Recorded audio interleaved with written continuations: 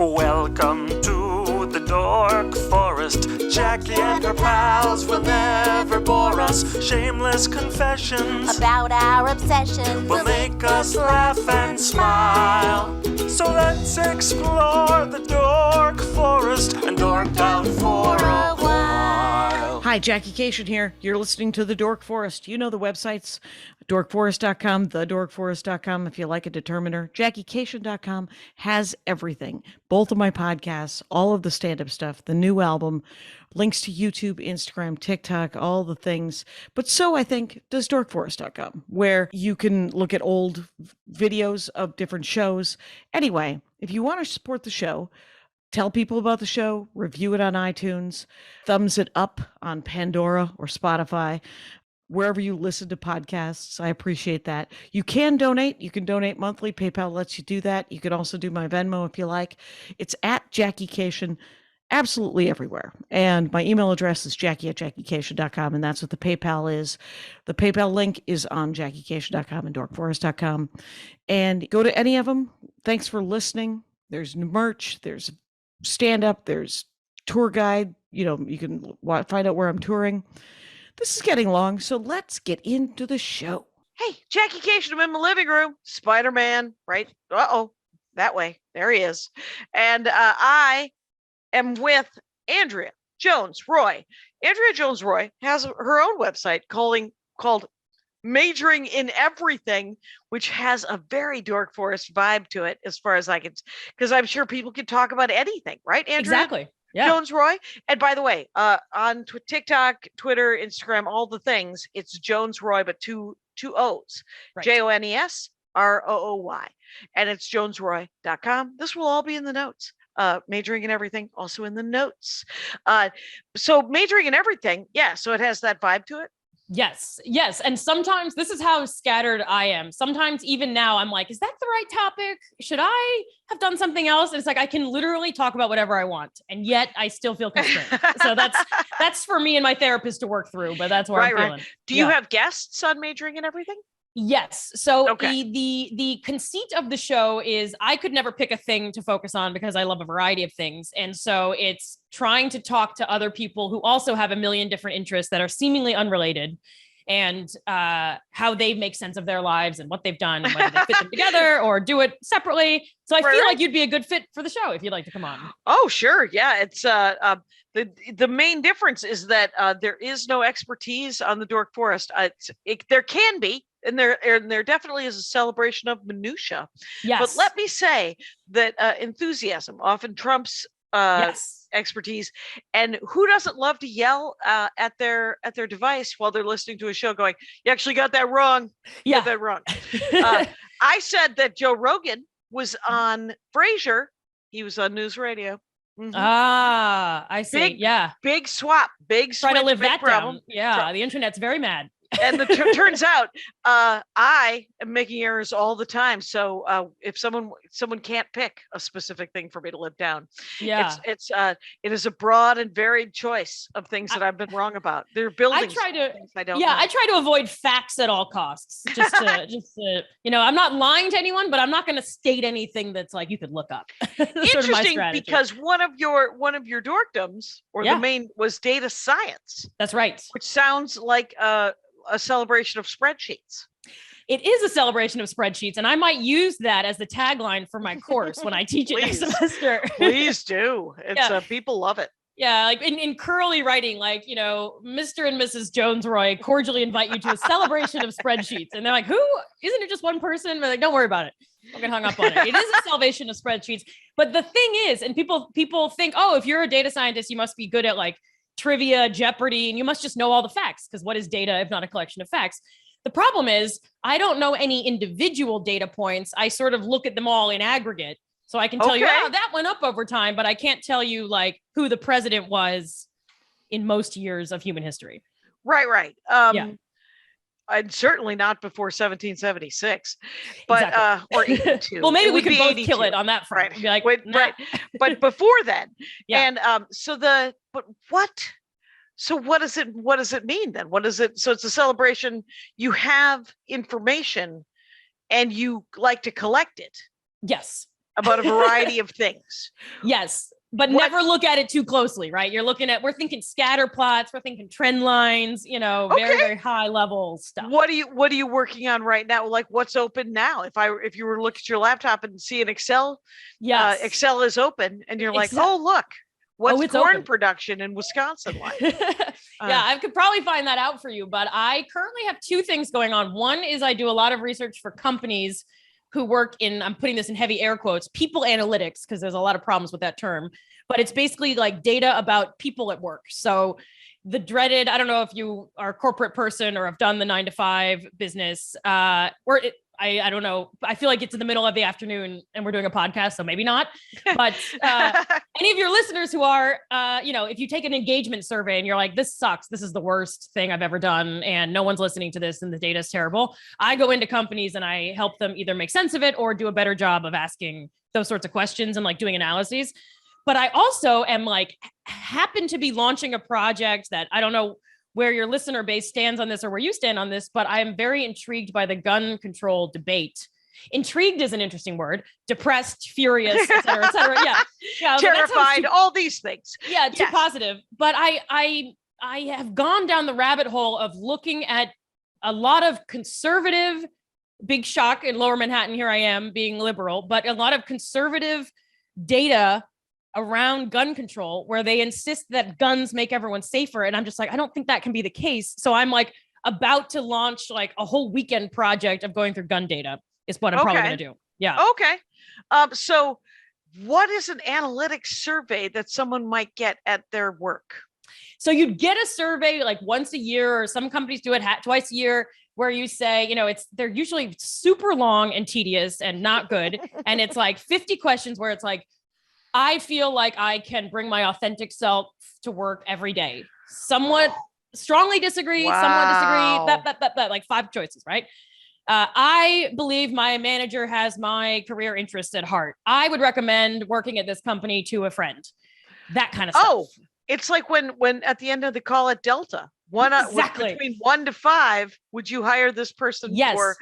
Okay. But I love that you mentioned that, because I use that example when I talk to clients and companies as an example. And it's a pretty dumb survey, but it's actually way better than what they do. And I say, think about what Delta's doing. Try that. Right. It's one question. It's to the point. Yeah. And it's over. Yeah. And you want to be supportive. And if it's and they probably only get a bump or a bonus if it's always a 5. Right. And so it's amazing to me that there are analytics surveys where they want to know, is this the best thing in your life? You work at this job. And you're like, it isn't. Yeah. It is. And then they freak out. They freak out because you're like, yeah, but I'm an insurance adjuster, or I answer the phones at a captioning company, which was my last. Oh, wow. I was like, that's specific. Right. My last day job was I was the traffic person. And all that means is I signed things in and out. Wow. And also sort of there was a lot of catch-all to it because there wasn't really, so it was kind of an admin, secretarial, go make some coffee, this time, do whatever is needed. But it was called the traffic person because there was a lot of sort of data that needed to be, and then I would answer the phones.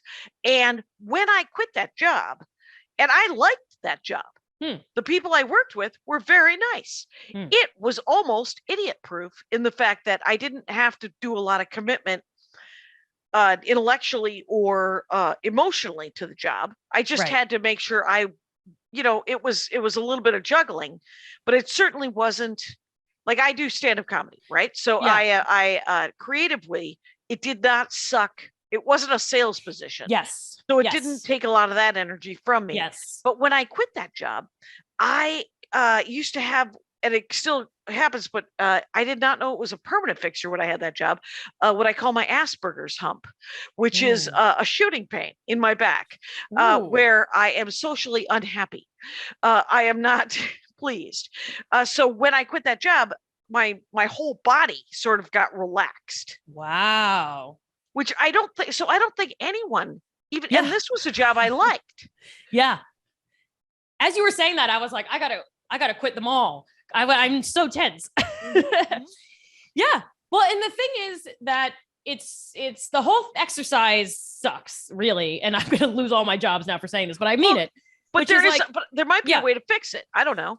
Right. So one, you could ask better questions, which is one thing that I advise people on. So I did a lot of survey research in grad school, like that sort of stuff. So it's like, there are ways to ask questions that you make exactly as you said. You sound like you're trying to find out, is this the most important thing in your life? Would you literally like leave your husband if we asked you to? And you're like, yes, thank you. And I'd be pleased to do it. I wanted, and is there another 75 cents an hour? Yes. Yeah. Okay. Yeah. Will there be Nutri-Grain bars for free some Friday? Whatever. Done. So it's like, you could do it where it's like, do you feel that you're respected or what, blah, blah, blah. And like, it sounds like, questions that would tap into like, is this generally a pleasant experience for you? Right. Right. So they ask these extreme questions. Then they freak out if the numbers aren't 100% or if they've gone down. And then sometimes I come in another capacity to do like more heavy air quotes, focus groups where I sit with them and I say, I'm an external consultant. What do you want me to tell your leadership about what would make life better at the company? And they will tell me things that are really meaningful and powerful. Like the leadership doesn't seem to have any empathy. They don't really seem to care about what we're going through. They don't realize that it's like tough to find a place to live in this city. They don't respect us to manage our own time, blah, blah, blah, blah, blah, blah, blah. Really good stuff. I shouldn't say blah, blah, blah. And then I'll go to the leaders and say, well, this is what they said. And they say, a second coffee machine. Okay. We hear you. And you're like, oh my God. Right. So and if it goes up, if engagement goes up, not too much thing is too much minutiae. There's too much minutiae right here. But if the engagement results go up, they all high five each other and say, everyone's more engaged. We're doing it. But probably all the miserable people quit since you last did the survey. Right. And I will say this is my sister was sitting with her boss and a lateral VP dude, and they were congratulating themselves on the diversity in their company, these two white guys. And and my sister is gay and has a darker complexion than me because she's more Armenian looking. And she's like, I'm your diversity.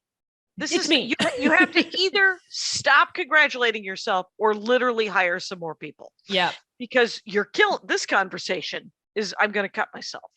Yeah. And they were like, what do you mean? We hired that guy from Pakistan. And she's like, he's from India and you are out of your minds. Yeah. So, I've done that too. I've done the diversity survey thing where they just, the categories are problematic. They reinforced it. Just the whole thing's a mess. But I also have had a similar conversation. One of my first consulting jobs where I sat with like this fancy C-suite people who are all congratulating themselves. And they say, well, here in our C-suite, we have people of color. We have women. And it turned out it was one woman of color. Was it? Yes. It was like, you don't get to tick two boxes. Like intersectionality is a whole thing, but like you don't get to give yourself 2 stars. Yes. And the other thing that my husband has a podcast called Ethics and Video Games because he makes video games and his buddy is a philosophy professor. Cool. And he has lost 2 jobs because one of the questions in interviews he's asked is, what are your ethics? And they're like, oh, we don't want to actually work with you. So, but the thing is one of the professors that they interviewed she doesn't use the word. And I just remembered this, is she doesn't use the word diversity. She uses the word homogeneity. And she's like, what we're looking for is we're trying to get away from homogeneity. Okay. We just want it. We don't want it to be all men. We don't necessarily want it to be all women. Right. We don't want it to be all people of color. We don't want it to be all black or all white. We want it to be because that diversity will make for more information and more. It sells more tickets. It's sort of like stand-up comedy. If you book all straight white guys, a lot of straight white guys, they're already coming. But if you book an Asian woman, the Asian community in that town, even if it's that specific, if it's just the Korean community, is like, what's happening? There's a Korean comic, more women will come. Everyone has jobs. Money can be spent. And it makes a better show because I do stand-up comedy as well. And I will be, the token non-man on a lineup. And the good Andrea, news is, I didn't know you did stand-up. You do stand-up in New York? Yeah, I do. I didn't mention it in my list. I almost did in my list of like minutiae that I could get into, but I was like, oh, I'm sure you talk to nothing but stand-up comedians. Right. And so I figured you knew that. But yeah. Stand-up is hard on the Dork Forest, but it's always nice to plug the fact that you guys should go see Andrea Jones-Rooy do stand-up comedy. There you go. Because that is an exciting. And you can see me up against a lineup of dudes. Right. You can right. We can all shine in that situation. Exactly. And I have another podcast, the Jackie and Laurie Show, where we're always looking for comics of the week who all happen to be women. They just happen to be women. Laurie Kilmartin and I just happen to we've had we had several hundred episodes. We just haven't found a funny dude. Not that men aren't funny. They're plenty funny. But some can be funny if you're like willing to listen, but exactly. It's just not for me. It's not real. They're usually not talking to me. So no, I'm kidding. But or am I? But here's the scoop about the analytics thing is, do you ever think about that scene in Mad Men where he sells the slide projector, the carousel slide projector, and he sells it as nostalgia? Yes. He doesn't sell it as anything but. Yes. And so putting those questions feel like those kind of questions where you're not really, they're not necessarily going to help the workplace to have these kind of questions. Yes. No, I'm so glad you mentioned Mad Men because I literally like watched that scene somewhat recently because I wanted to reference it for something. But where I thought you were going was the scene, maybe it's the same episode, I'm not sure, where I don't think so, where the person who leads the focus groups and is the analytics person comes in and it's like, I'm going to ask the women what kind of lipstick they want. And then what they tell me is going to be what I produce. And Don Draper is like, no, we have ideas. We tell people what they want and we sell it to them and we promise a better life or we sell them nostalgia and all these things. And honestly, for all my time in analytics, I mean, his sales, it's all kind of, crap and capitalist and evil, but he's onto something. And I think my companies that I work with forget that we should start with ideas when we think about data. Instead, they say, let's just throw 500 questions at these people and look for the quote insight that will tell us what to do, which is get a second coffee machine. Whereas it's like, if someone in the C-suite paused to think for 1 second, like, why might someone not like working here? Why might someone who is a member of a minority group find it difficult to work in this environment? What is it that we're doing? And if you just thought for a second, you could generate much more thoughtful survey questions. You would look at the data you have with fresh eyes, and you just don't see any of it. How about this? Here's a question I would like to ask everyone's workplace, which is, does everyone know that they're at work? Ooh. Does everyone know that this is not like it's not that it can't be fun or it can't be interesting. It's just, do they know that these are not their family members. They cannot make fun of someone's weight. They don't, there's no place here for your weird racist or sexist joke. Yes. There doesn't mean that there can't, it doesn't mean that you have to be a sad sack or that it's going to be super glum to work here. But does everyone know that they are in a workplace? Yeah. First. And so tasks must be done. I used to assistant manage a hot dog stand. Huh. And I would tell the kids that were in charge of filling the sodas. They were like 14, 15 years old. It was a resort. And I was like, you guys, you can screw around. You can even like horseplay. I don't even care as long as you stay out of the way. And all of the sodas get filled in a timely fashion. Yeah. And the ketchup gets mopped up as soon as it gets stripped. And you run a tight ship at that hot dog stand. You got to run a tight ship when you're running a hot dog stand at Cape Cod. Yeah. And so they don't mess around over there. Famous for their hot dog stands, very tiny stands. Yeah. They're charging you $4 or $5 for a hot dog. You better at least get it quickly. And it should Prisons be hot. Are more relaxed. Yeah. Great loss to the Austrian army. So so that's interesting. So you try to sort of direct that sort of interesting. One of the things you said was that political science wasn't political science. What do you mean by that? That was one of the data science things that you were talking about. So political science is I got my PhD in political science. I have since morphed to data science because I was always like very interdisciplinary. And so I was basically doing the same thing, I was very quantitative. So like like polling data, survey data, voting data, international conflict data, trade data, all that stuff that you might imagine as a political data sets. I was doing like statistics and machine learning with. And so I've switched to data science because I'm just interested in lots of other things. And so I workplace data, this gun stuff that I'm going to have a cheerful weekend digging through. It's so depressing. Or basically I'm just like, these people can't be right. What am I missing in the data that I think they're, anyway. So the political science is much more scientific than it sounds. And I'm going to sound very defensive because I got one thing that helped when I switched from political science to data science. Literally, my job didn't change. My work didn't change. My skills didn't change.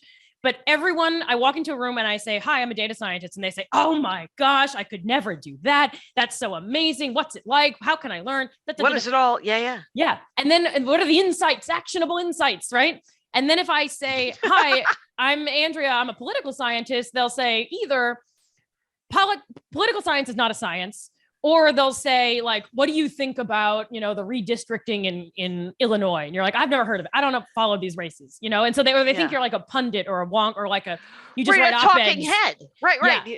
Right. It's more of a talking head kind of, like I have a degree, BA, 2.87. Hold your applause. Nice. GPA. But I respect that. You actually have to go out of your way for that. Right. You have to almost not care. Right. But there was a choice between poli-sci or history when I went to, they said I had to pick a major. Yeah. So I said, how's it look? And they said, you have one more credit towards graduation in poli-sci than you do in history. And I said, well, then I am a poli-sci major. That's the kind of dedication we want in this field. That's exactly right. But at the undergraduate level, there doesn't seem to be a lot of science. It does seem to be more history and opinion and theory and politics rather than science. Right. When I did political science in undergrad, it was the same. It was like, let's spend 3 weeks learning about the government in Japan. I can't even remember. It's called the Diet, or is that Germany? I don't know. Right. Okay. And then the government in Germany. And then we'll talk about Congress and how bill becomes a law and like all that kind of crap. And so I went to grad school thinking I really liked international relations and the big picture things about like Morgenthau and Kissinger and like the fundamental nature of war and all this kind of philosophy stuff that you and your husband probably know about. And I got to grad school and they were like, nah, we're a quantitative program. You're going to learn statistics and game theory, which is like mathematical modeling. And I hated it for a few years. And then my brain broke and I was like, oh, I see why this is cool. And I've been very into it ever since. But I forget. I'm so glad you said that because I forget that at the undergrad level, when we take political science, it's like you're reading the newspaper. Basically. Yes, right. It's more of a debate class than anything else. And there's the history of the founding of nations, and there's whether that is domestic or international. Yeah. It is more relations than science. Exactly. So that is fascinating because one of my brothers, who's an econ professor, he has an undergrad in poli-sci, and then he got his master's in urban development and he got his PhD in economics. Very cool. And so he has been on this show. His dorkdom was Hallmark Christmas movies, and he showed us his spreadsheets because it was. I want to see that spreadsheet. That's so good. Yeah, feel free to look up the Ruescation episode of the Dork Forest from 2 Christmases ago. Done. And a holiday miracle for us. Holiday back-to-back episodes. Jen Kirkman did the other Hallmark Christmas, and she did not have any spreadsheets. She had favorite episodets. I think if you're not putting something in a spreadsheet, I don't know how you live your life. Like, if it matters to me, it's in a spreadsheet. I have spreadsheets for anyway. Yes. You have a spreadsheet. So, Andy also enjoys a spreadsheet. He likes to see the data. He likes to see it over a course of time.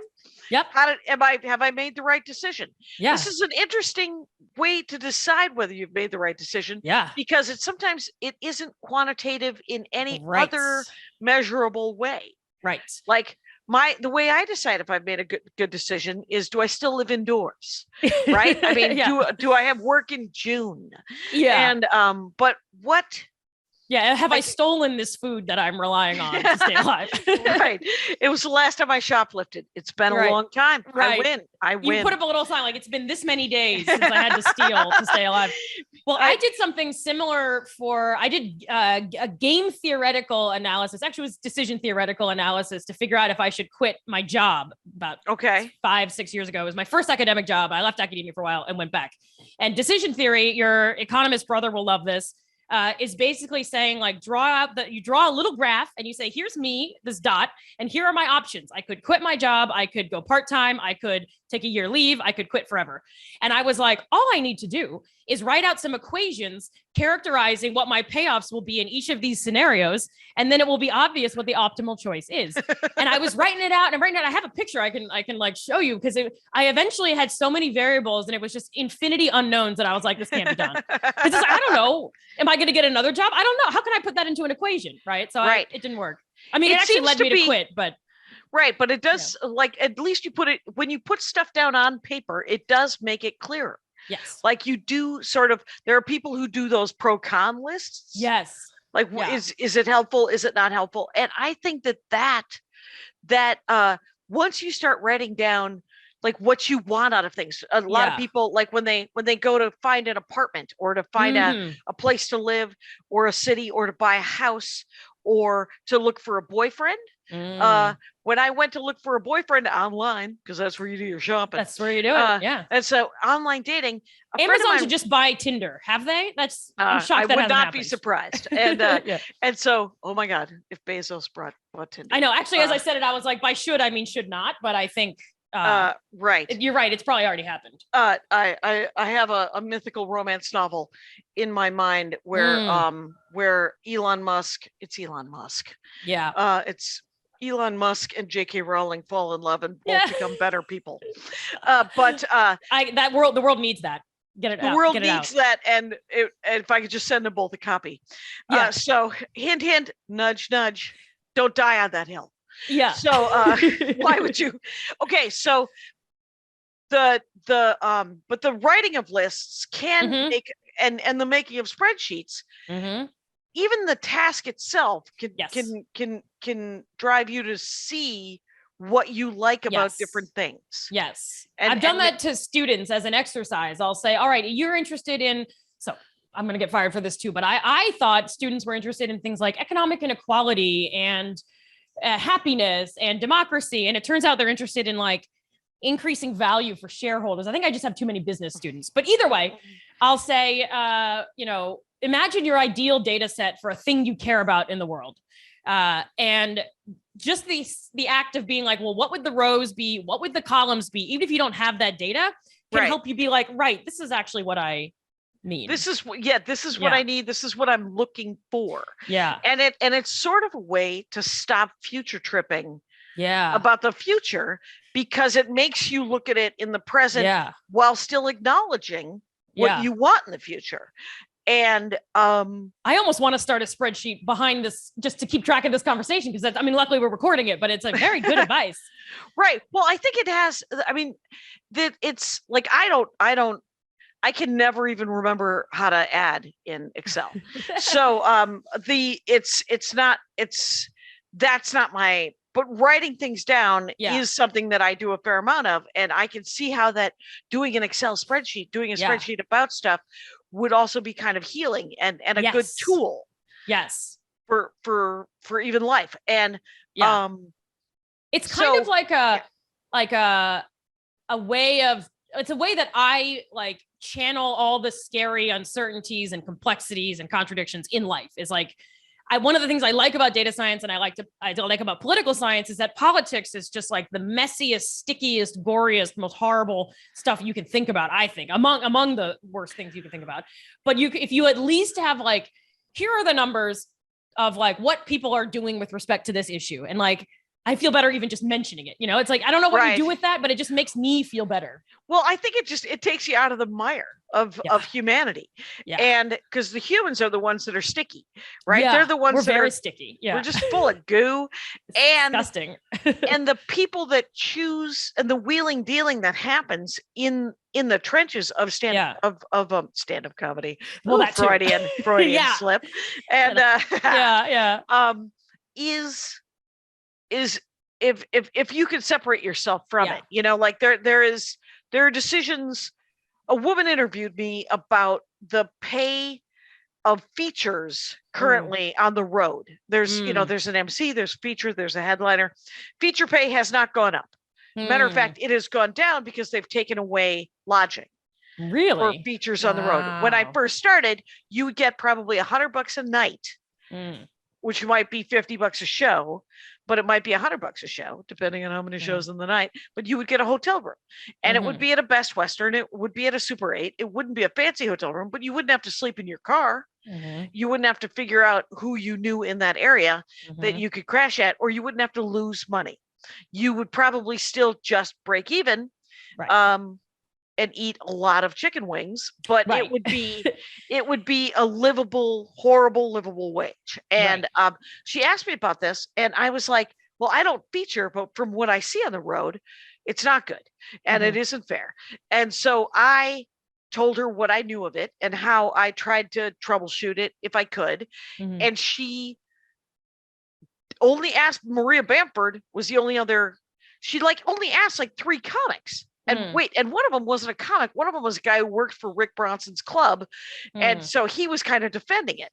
Right. And I was like, would you please ask a bunch of middle-aged white dudes what they're doing about it? And in addition to asking, because I'm constantly having to talk about losing work, but it's like I have to talk about the injustices that are either happening laterally, have happened to me, or have happened laterally or beneath me. And I'm trying to stick up for people. Yeah. But they're not asking sort of the right people these questions. Right. Because so the data coming in isn't really going to make a difference, because it's all just going to sound like hysterical, strident girl talk, which is too bad, because it's not like there aren't men who have good opinions, right? Who have a sense of justice, and who know when they see shitty things happening, and who pay fair, who do the same thing Maria does, which is try to bump pay. She interviewed Margaret Cho as well, but she didn't interview Brian Regan pays super fair. Cat Williams pays super fair. Ron Funches pays super fair. Other comics who I don't want to mention because I don't need the bullshit, which is a pity. Because it sounds like not a representative sample to start. Right there we go. That's what it isn't. That's what it isn't. Spreadsheet talk. Yeah, exactly. Well, it reminds me of when we do these surveys at companies, whether it's about diversity, inclusion, belonging, equity, or more engagement, generic stuff, and then you hear from people who say, well, it tends to be, Black employees or women or LGBTQIA folks who have the lowest engagement ratings or the most strong commentary when it's here's what's going on. And it's usually really thoughtful and important stuff. But then they're just pinned as they're just being difficult. They complain, they do this, they do that. And so it's if you point out the inequity or the injustice, you're seen as part of the problem, when it's no, we brought you in because we believed that diversity was valuable, that we want less homogeneity. We brought you into a homogeneous culture. You found this homogeneous culture unwelcoming and difficult. And now you're pointing that out, which is what we brought you in. One of the many things we brought you in the hopes of changing. And we're telling you that you're difficult. Right. That sounds like what you're describing in comedy too. That's exactly what that is. Because yes. Yeah. And it's so weird because you're trying to, and I think that anti-homogeneity thing might help better than diverse than asking for diversity, because it might be easier to understand, because everyone knows that we're all in our own fishbowl, and we're swimming around our own castle, and you're like, well, my castle isn't that great, but there are people who don't have castles, and you can't see out of your own fishbowl because of the distortion of the water. That's my analogy. That's a very good analogy. Yeah, Right. I'm right there with you. Yeah. Right. But it's well so done. it would be nice. So people who need to see these spreadsheets, sort of need some prose to go with it. It's hard to explain this stuff via spreadsheet, maybe. Right. Well, that's one of the other things I'm always harping about. I actually did a presentation this morning for a bunch of people who were like, we didn't ask for this. And it was just me ranting.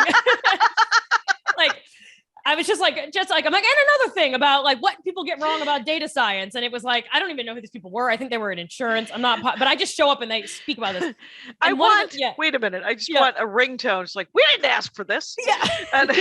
Anyway, I'm sorry. Go ahead. Yeah. No, they're like, it was like 8 a.m. and they're like, whoa, like, this is like, I just kind of came out of the gates just being like, here's what everyone's got wrong about data science. And I never once asked them what they thought data science was. I was just like, I got a lot of problems with you people and I don't even know you. But one of the things I was saying and say all the time is that people say stuff like, what does the data say? The data speaks for itself. And it's like, nah, man, it doesn't do any of those things. It's numbers in a spreadsheet.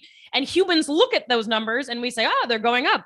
They're going up in such a way that it's interesting. They're going up faster than I thought it would. Here's what we should do about it. Like humans interpret that. So the fact that you said, you need prose, you need words to make sense of data. And I saw something once. It was like every data set tells a story. Like, no, it does not. Humans tell stories with data. Right. And the interpretation, I don't know if you could change column headers. Is there a way you could change the word with the column header? You sure can. Yeah. Okay. Yeah. That's one of the great joys of data science is changing the column names. Right. The column names, that's where most of the writing happens, I bet. Yeah. But even that actually, I mean, it's kind of a funny example, but it's actually very meaningful. So I'll give you an example, which is I do a data set with my students that I like from something called the World Happiness Report. And it's like, there's a column in this, it's like different countries, and there's various other things like GDP per capita and lifespan and blah, blah, blah. And then there's this score for average self-reported happiness in the country.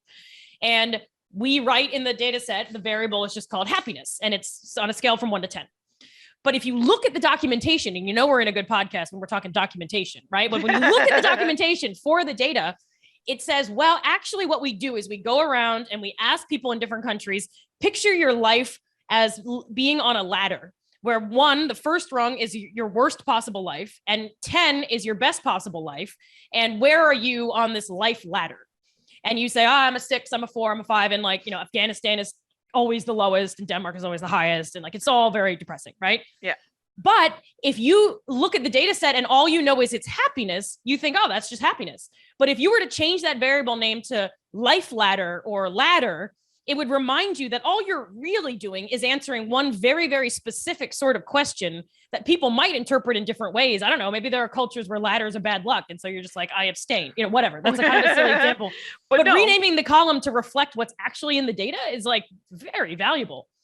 That makes so much sense. Wow.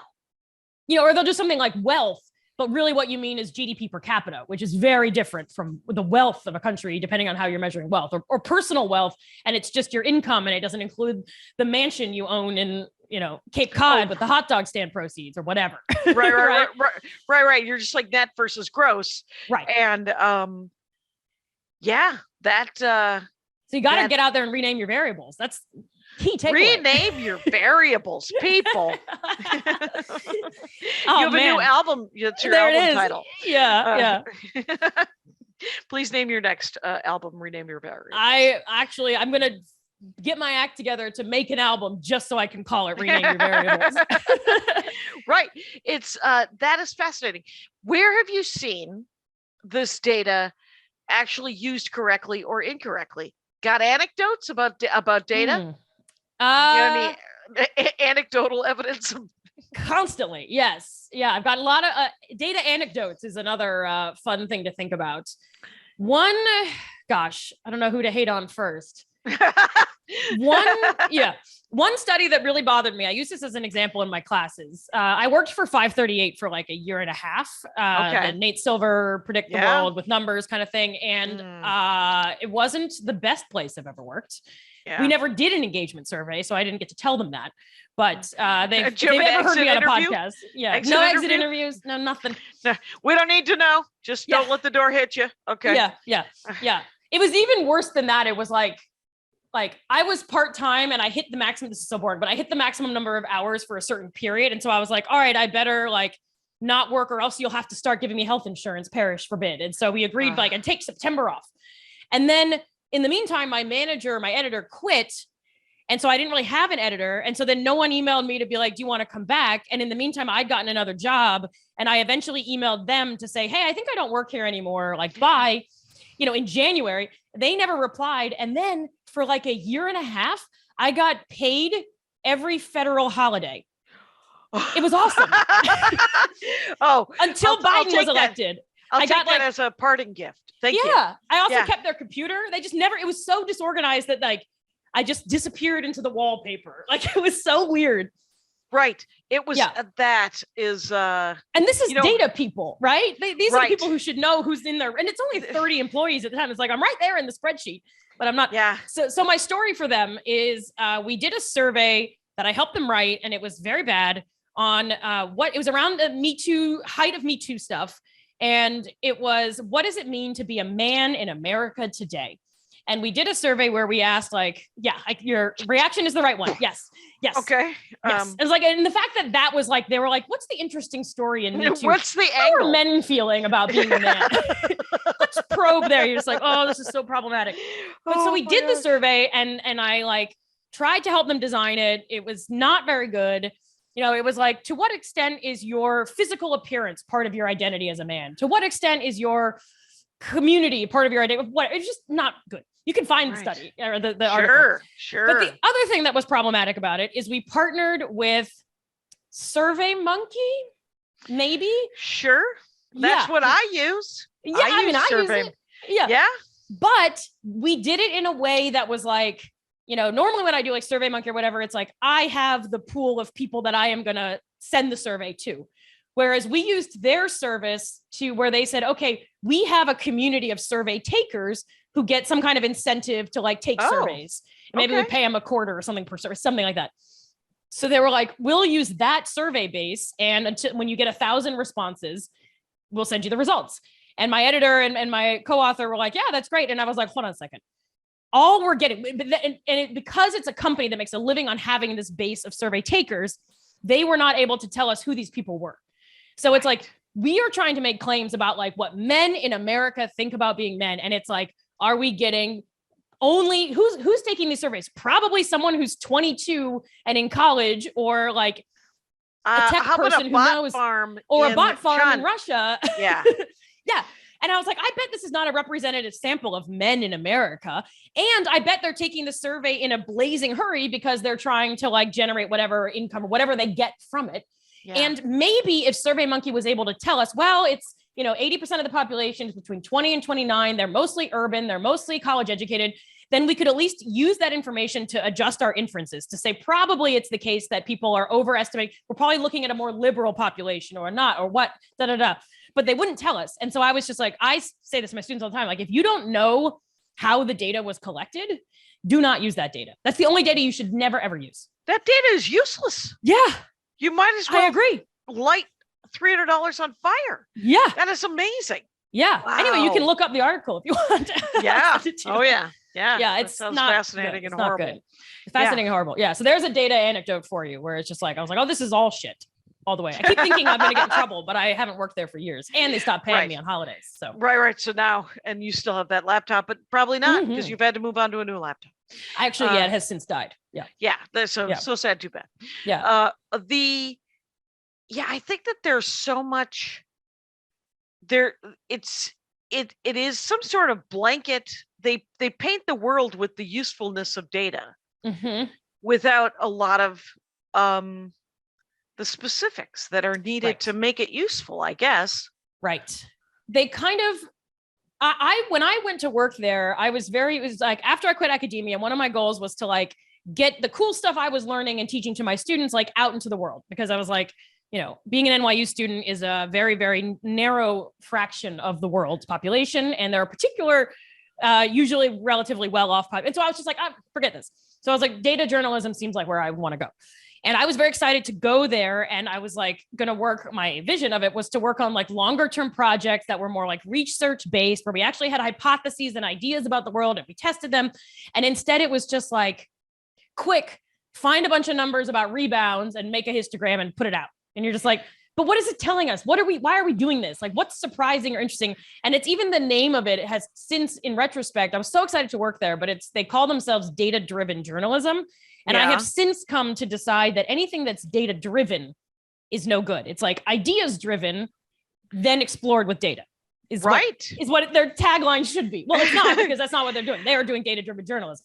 I have a hippie crystal related story to go with that. I once read in a romance novel that all kinds of lot of dorkdoms all over this guy. It's and here it is. It's rose quartz is supposedly the crystal of love, right? It's emotion. I like it. And amethyst is the crystal of intelligence. And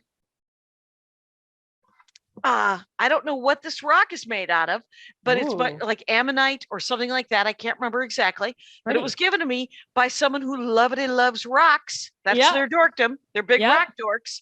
And I was told in this romance novel that love and emotion and should drive intelligence to success. Yes. And it makes, because a lot of people, intelligence drives their emotions towards something, towards some sort of thing. But if you let your heart push what you know, then it won't push you in the wrong direction. And whatever happens at the end of it, something nice. You get that's an equation with rocks for a happy life. You did it. That's awesome. Hello and welcome to Rock Talk. There we go. And that's awesome. Well, this Sally makes Ann me Farrar. Okay, yeah, go ahead. This makes me think of something that I think is very interesting, which is in political science.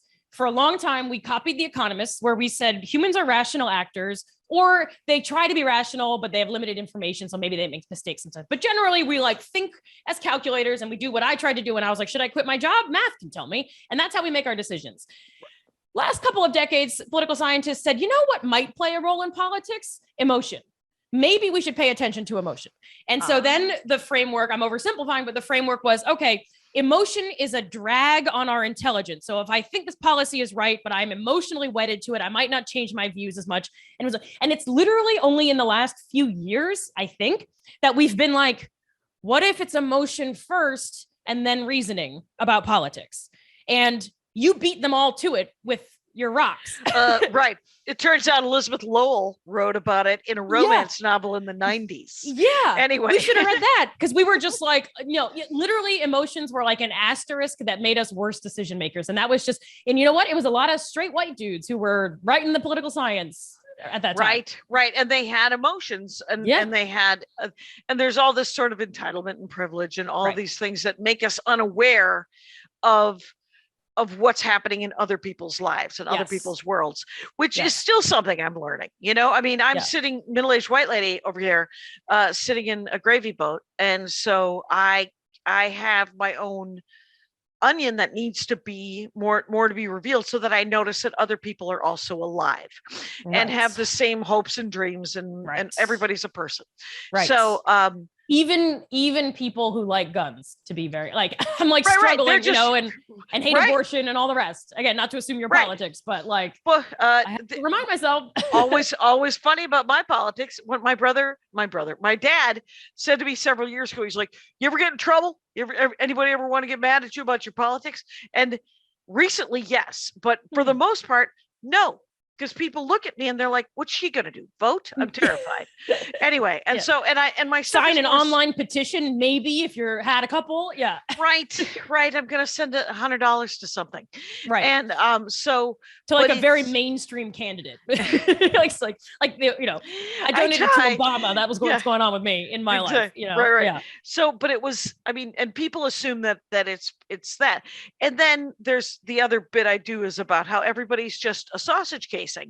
And then we're all just a stack of meat with a brain on top. And if we could meet the stack of meat with the brain on top first, and then play marry, fuck, kill, it would simplify. It would level the playing field. Yeah.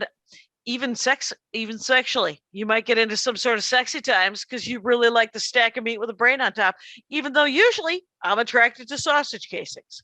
So, but the, and it's not that I don't want people to celebrate their sausage casings. Please do. You got that thing that hangs off of it. It's a certain shade. Do whatever you need to do. Yeah. But meat first, and brain now first. Just like we're sautéing sausages in onions, and it's all very fragrant. As I always like to say, please do not use this for cannibalism. The sausage analogy. Yes, please. There you go. Right. And but I've weeded off. And what about something that you think that a data science that's worked that you think was really very helpful, or that was successfully gave some information that you were, or at least excited that you were to do the study? Right.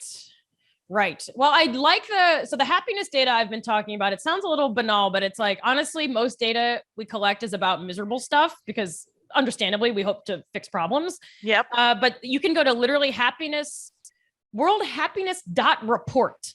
And you can look at the summaries of their studies, and like for all my complaining about their ladder setup, I think they've done as good a job as you can on something as abstract as this. And it's really interesting to look at things like they did a big special about COVID, and they've done, I do some stuff with my students where we track the US happiness over time, and it's like 2016 things go down and you're like, I wonder what's going on there. So it's an interesting place, and it's relatively accessible, and you can download the data. So I like that.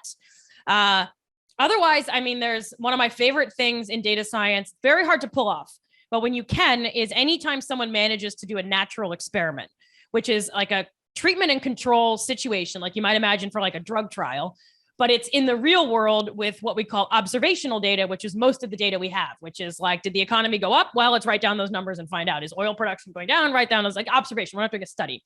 And one of my favorite ones, stop me if this is like way too long, but one of my favorite studies is a study I saw years ago about air pollution and its impacts on human health.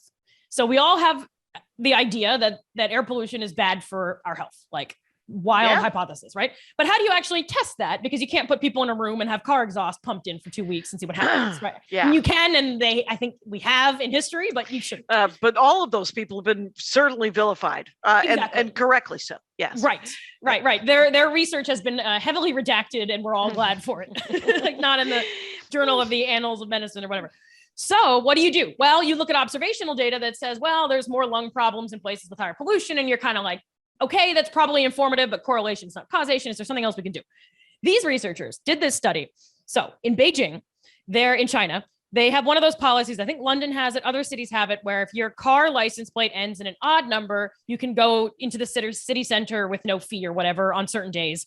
And every other day, cars with even license plates can go in, right? Oh, interesting. Those are everywhere. It so happens that in China, there is a big superstition around the number 8. So everyone loves the number 8. 8 is considered very auspicious. I lived in China for a few years, and even I still think about it. I'm like, ooh, there's an 8 in that address. What an auspicious place to live. You know, people will pay extra for phone numbers with 8s in it, with addresses, all this stuff. Oh, interesting. So people go out of their way to get license plates that end in the number 8. Okay. So that means that every other day when the evens drive into the city, there's way more traffic and way more cars. And so what happened is Beijing inadvertently created an experiment where every other day, the entire city is subject to a treatment of way more air pollution, like twice as much exhaust from cars.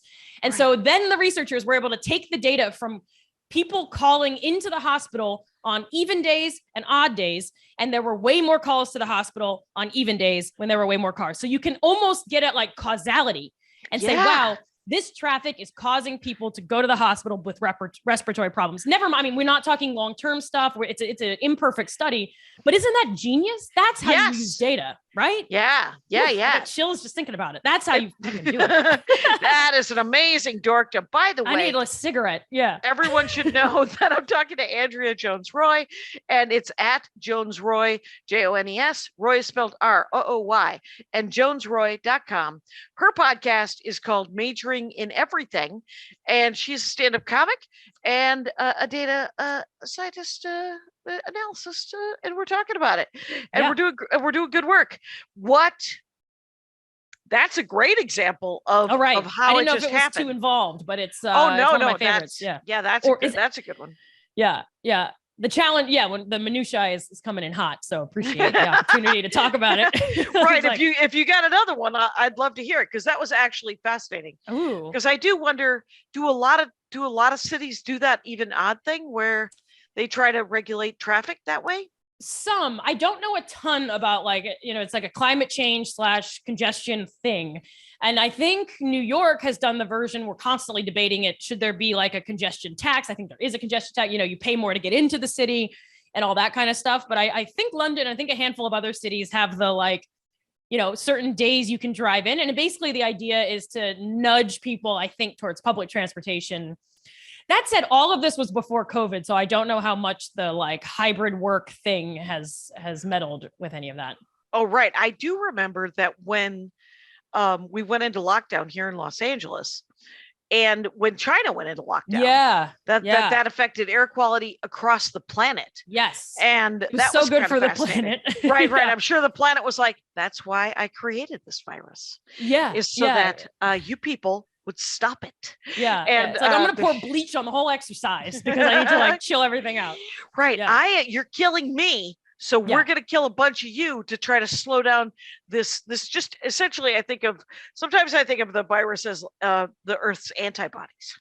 Yeah, that's right. And then we are the parasite, and the Earth is fighting as hard as it can. It's just 100%. a life. It's just an organism, right? Yeah. The Monkeypox, all the rest. Yeah. The fires. Yeah. Right. The fires, the tornadoes, yeah. everything is just like, are there really 8 billion of that one thing?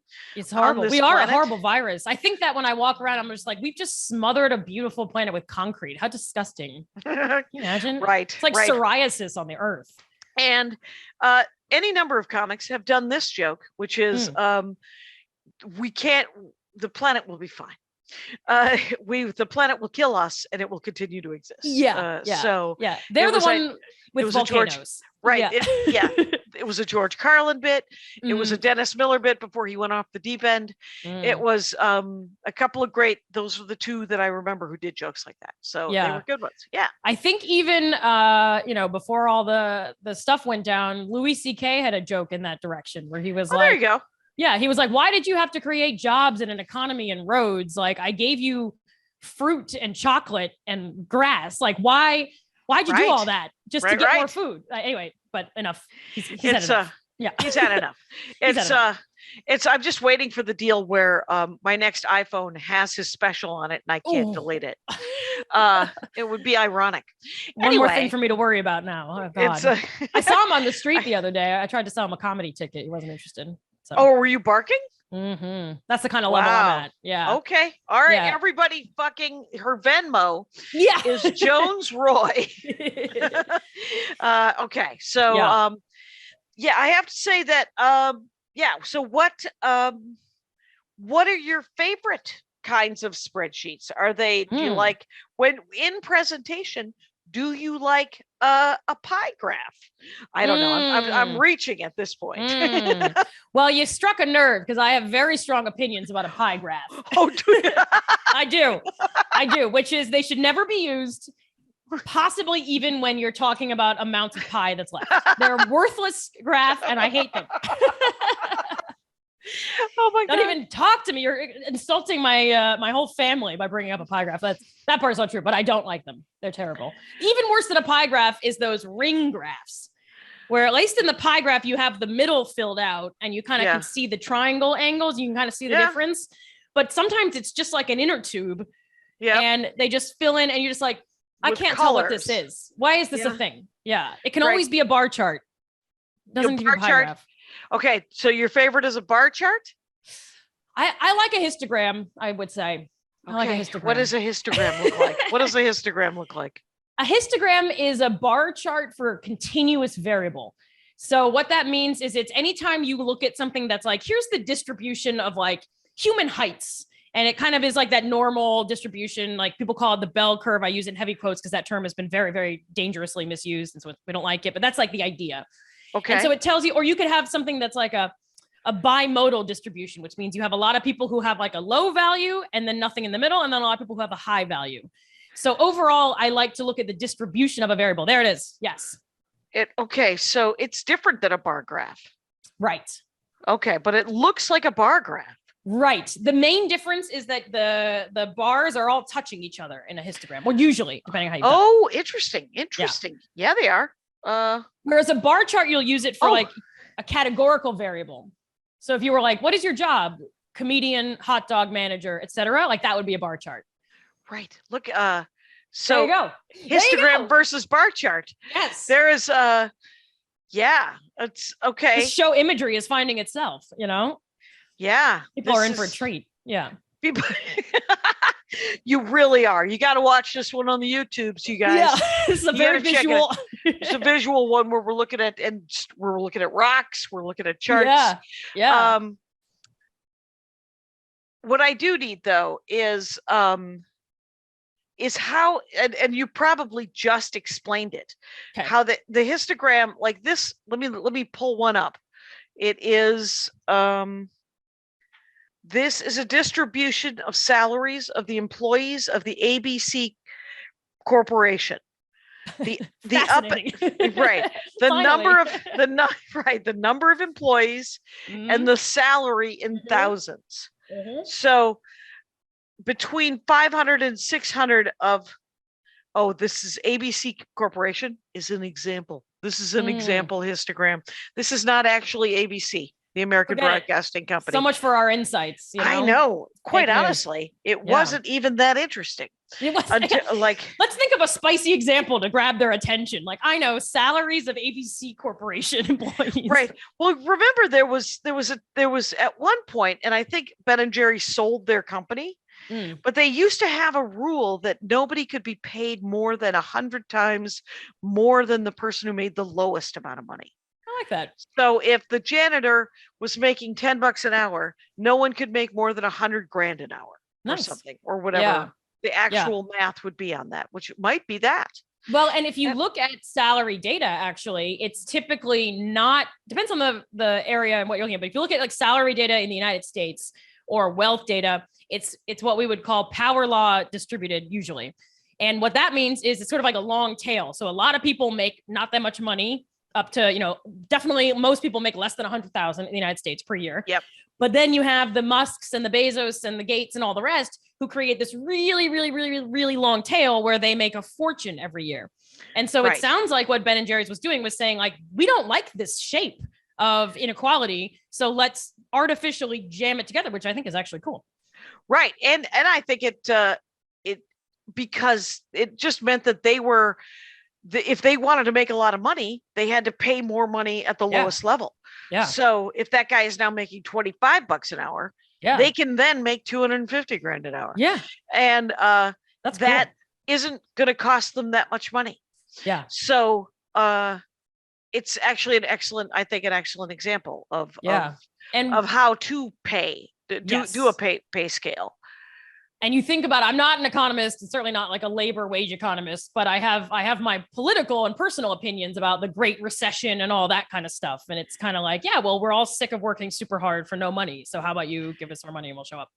Right. And inflation comes from the fact that with 16 months of people actually not working and making an okay living while getting enough sleep, was probably like will change society, you know, because people are like, well, I don't think I can work 60 hours a week again and justify it when I now am able to spend time with my kids. And a lot of people who spend time with their kids were like, it's too much time with my kids. Yeah. But can't wait to go back to the office. Yeah. Right. But as my stepmother always said, what you're getting from me is quantity time.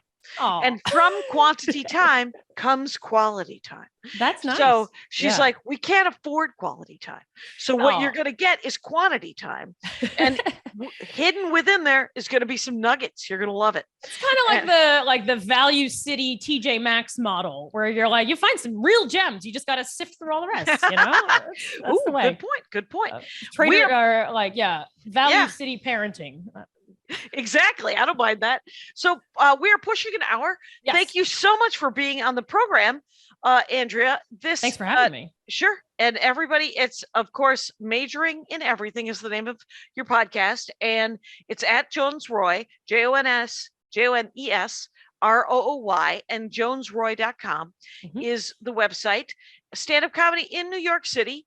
So find her and see that and listen to the podcast. This has been fascinating. And it's Hooray. something I've never cared about. All right. So I love, this is one of my favorite things about the Dork Forest. It's such a good idea for a show, just to like truly What do your you line love? about like no such thing as too much minutia. And I was like, wow, amazing. Yeah. Right. Whatever we're talking about. If it's Yeah. Paddington 2, I need to know frame by frame what you Yeah. loved about it. Yeah. So thank you so much for being on the show. Thanks for and- having me and letting me talk about this stuff. Normally it's my students who hate me for talking about it. So I appreciate it. And Rangers, you know the rules out there. Take care of each other. My hat, my hat, my hat. They're dancing around my hat. My hat, my hat, my hat. Well, what do you think of that? If it looks like a Mexican hat dance and it sounds like a Mexican hat dance, it's most likely a Mexican hat dance. So take off your hat and let's dance. Yay! Oh my God. Why don't we just call that as the end of the show?